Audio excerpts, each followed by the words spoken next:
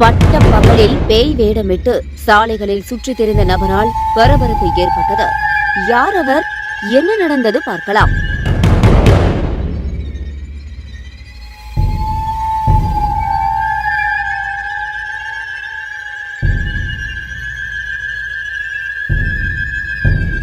சேலம் மாவட்டம் வாழப்பாடியின் மையப்பகுதியில் பேருந்து நிலையம் அமைந்துள்ளது.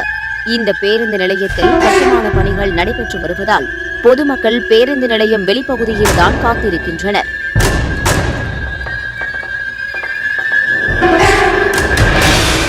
இங்கு ஆத்தூர், சேலம் உள்ளிட்ட பல்வேறு பகுதிகளில் இருந்து ஆயிரக்கணக்கான பொதுமக்கள் தினந்தோறும் வந்து செல்கின்றனர்.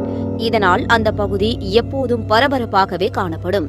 இந்நிலையில் அங்கு வந்த நபர் ஒருவர் உடலில் வெள்ளை நிறத்தில் எலும்புக்கூடு படம் வரைந்து பேய் போல வேடமிட்டு சாலையில் துள்ளி குதித்து ஓடி உள்ளார்.